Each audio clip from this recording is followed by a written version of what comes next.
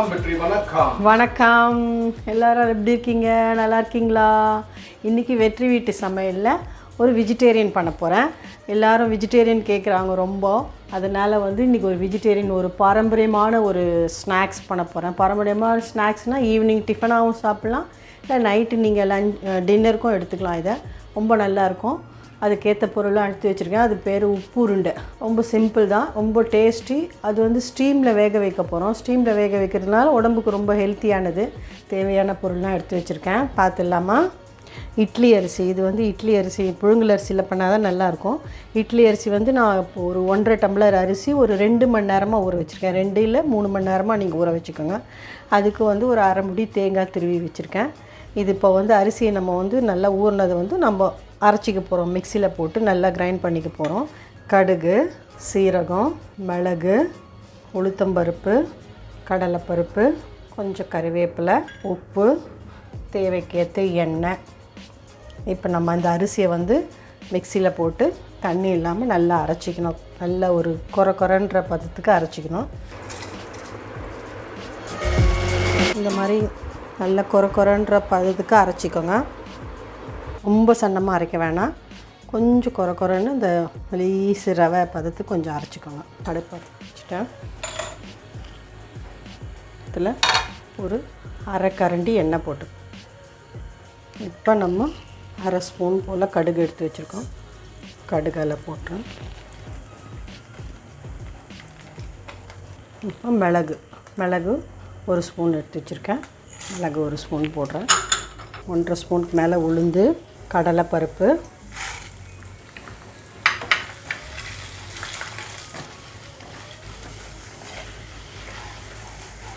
இப்போ கறிவேப்பிலை போட போகிறேன்.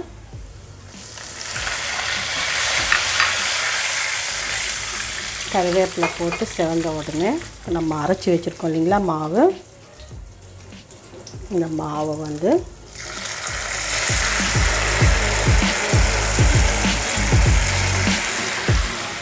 மாவை ஊற்றிட்டேன். இப்போது அவ்வளோ அழகாக இருக்குது பாருங்கள், சூப்பராக. இப்போது நம்ம துருவி வச்சுருக்க தேங்காவை அதெல்லாம் போடுறோம். அரை முடி தேங்காய் துருவி வச்சுருக்கேன். உங்கள் விருப்பம், நீங்கள் வேணும்னா கம்மியாகவும் போட்டுக்கலாம், ஜாஸ்தியாக வேணாலும் ஜாஸ்தி போட்டுக்கலாம். போட்டுட்டு இப்போது இந்த டிஷ்ஷுக்கு ஏற்ற உப்பு போட போகிறேன். பாருங்கள், உப்பு போட்டுட்டு நல்லா எல்லா பொருளும் எல்லாம் ஒன்றா சேர்கிற மாதிரி நல்லா கலந்துடும். பருப்பு வாசமும் கறிவேப்பிலை வாசமும் சூப்பராக இருக்குது. 1.5 டம்ளர் அரிசி போட்டிருக்கேன். அரை முடி தேங்காய் போட்டிருக்கேன். இது ஒரு 4-5 பேர் சாப்பிட்லாம். இதில் ஒரு 30 உருண்டை வரும். 30 உருண்டைக்கு மேலேயே வரும். ரொம்ப நல்லாயிருக்கும் டேஸ்ட். இது கூட ஒரு சட்னி ஒன்று பண்ண போகிறேன் இன்றைக்கி, புதுசாக ஒன்று. உங்களுக்கு இனிப்பு, புளிப்பு, காரம் எல்லாம் சேர்ந்து ஒரு வெங்காய சட்னி ஒன்று பண்ண போகிறேன் இதுக்கு. அதுவும் பார்க்கலாம். இப்போ இது மாதிரி நல்லா கலரிட்டு ஆஃப் பண்ணிவிடுங்க. இப்போ ஆஃப் பண்ணிவிட்டு நம்ம இந்த பக்கம் இட்லி பாத்திரம் வச்சுக்கலாம். இட்லி பாத்திரம் வச்சு தண்ணி வச்சு ஸ்டீம் வச்சுக்கலாம். இட்லி பாத்திரம் வச்சுருக்கேன். இட்லி பாத்திரத்தில் தண்ணி ஊற்றி நம்ம நல்லா ஸ்டீம் வரட்டும். அதுக்குள்ளே இதை உருண்டையாக பிடிச்சிக்கலாம். எப்படி பிடிக்கிறதுன்னு பார்க்க கரெக்டாக எண்ணெய் தடவிக்குங்க.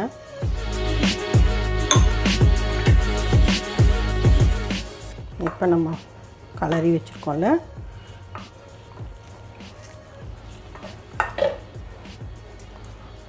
உங்கள் விருப்பத்துக்கு ஏற்ற மாதிரி உங்களுக்கு எந்த சைஸ் வேணுமோ அந்த சைஸில் அழகாக பாருங்கள், இந்த மாதிரி அழகாக உருண்டை பிடிச்சிச்சு.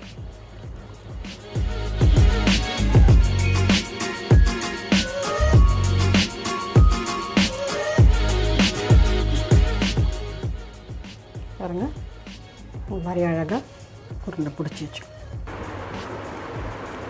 மாவு பாருங்கள் நல்லா கலரிட்டு நல்லா கொஞ்சம் சூடு ஆறின பிறகு, உங்களுக்கு கை பொறுக்கிற அளவுக்கு சூடு ஆறின பிறகு உருண்டைங்களாக பிடிச்சிங்கன்னா அழகாக வரும் நல்லா. அதுக்குள்ளே நம்ம இட்லி பாத்திரத்தில் தண்ணி வச்சுருக்கோம். அது ஸ்டீம் ஆகிட்டுருக்கு. ஸ்டீம் தண்ணி நல்லா கொதிக்குது. இப்போ நம்ம உருண்டைங்க அழகாக பிடிச்சி வச்சிட்டோம். இந்த உருண்டைங்களில் அழகாக அப்படி வச்சுருங்க உள்ள ஸ்டீம். ஒரு 10 நிமிஷத்தில் உங்களுக்கு ரெடி ஆகிடும். சூப்பராக சுட சுட உப்பு உருண்டை சூப்பராக இருக்கும், ரொம்ப டேஸ்ட்டாக இருக்கும். அதுக்குள்ளே நம்ம வந்து ஒரு சட்னி, அதுக்கு வெங்காய சட்னி பண்ண போகிறேன். அது எப்படி பண்ணலான்னு பார்த்துக்கலாம். சரிங்களா? உப்பு உருண்டை ரெடி ஆகிட்டுருக்கு. இன்னும் 10 நிமிஷத்தில் ரெடி ஆகிடும். அதுக்கு சைட் டிஷ்க்கு நான் வந்து இன்றைக்கி ஒரு வெங்காய சட்னி பண்ண போகிறேன். இது கொஞ்சம் வித்தியாசமான சட்னி, புளிப்பு உப்பு காரம் எல்லாம் இருக்கும். வித்தின் 5 மினிட்ஸில் அரைச்சிடலாம். அதை வதக்க வேண்டாம், ஒன்றும் வேண்டாம். நான் எப்படி பண்ணுறேன்னு பாருங்கள். அதுக்கு தேவையான பொருளை எடுத்து வச்சுருக்கேன், பார்க்கலாமா? ஒரு 2 வெங்காயம் அரிஞ்சு வச்சுருக்கேன். நான் 2 வெங்காயம் எந்த சைஸில் வேணாலும் அரிஞ்சு வச்சுக்கலாம், பரவாயில்ல. அதுக்கு நல்ல ஒரு குட்டி எலுமிச்சம்பழம் அளவு புளி, அதே அளவு வெல்லம், அப்புறம் மிளகாய். இந்த காஷ்மீரி மிளகாய். இது வந்து காரம் இருக்காது, ரொம்ப கலர் வந்து அழகாக இருக்கும், அதுக்காக இது போடுறேன்.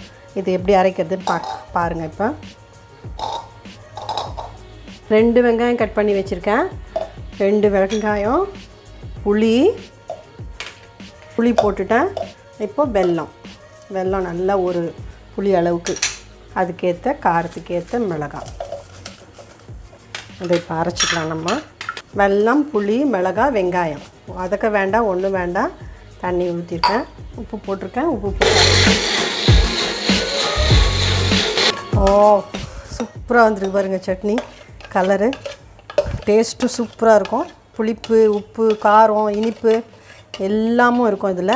இதுக்கு இப்போ ஒரு நம்ம தாளிப்பு ஒன்று போட்டுடலாம். இதுக்கு சட்னி தாளிக்கிறதுக்கு ஒரு ஃப்ரை பேன் வச்சுருக்கேன்.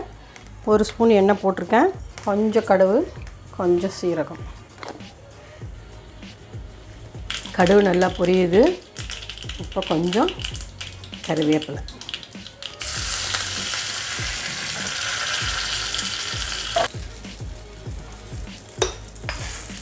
சூப்பராக இருக்குது சட்னி. 10 நிமிஷம் ஆயிடுச்சு. உப்புண்டை ரெடி ஆகிட்ருக்கோம், பார்க்கலாமா? வாவ், சூப்பராக இருக்குது பாருங்கள். நல்ல ஸ்டீமில் வெந்து சூப்பராக. இப்போ சர்விங் பிளேட்டுக்கு மாத்திரேன் நான். எவ்வளோ சாஃப்டாக இருக்குது பாருங்கள். டேஸ்ட்டு சூப்பராக இருக்கும். செஞ்சு பாருங்கள், உங்களுக்கு பிடிக்கும், கண்டிப்பாக உங்களுக்கு பிடிக்கும். ஒரு 1.5 டம்ளர் அரிசி தான். 1.5 டம்ளர் அரிசிக்கு இவ்வளோ வருது உங்களுக்கு. சூப்பராக இருக்குது, சான்ஸே இல்லை. உப்பு உருண்டை ready, chutney ready. Enjoy. Thank you. வாசம் மணக்குது, சூப்பராக இருக்குது, சான்ஸே இல்லை. செம்மையாக இருக்குது டேஸ்ட்டும். இந்த சட்னியோடு நீங்கள் ட்ரை பண்ணி பாருங்கள். ரொம்ப ஈஸி. ஒரு வித்தின் 5 மினிட்ஸில் இந்த சட்னி ரெடி பண்ணிடலாம். ஒரு வாட்டி ட்ரை பண்ணிங்கன்னா மறுபடியும் நீங்கள் பண்ணுவீங்க. இதுக்கு வந்து சூடாக இட்லி தோசையோடு கூட இந்த சட்னி ரொம்ப நல்லாயிருக்கும். இந்த உப்பு உருண்டையும் ட்ரை பண்ணி பாருங்கள், சான்ஸே இல்லை. சூப்பராக இருக்குது. என்ஜாய். தேங்க்யூ.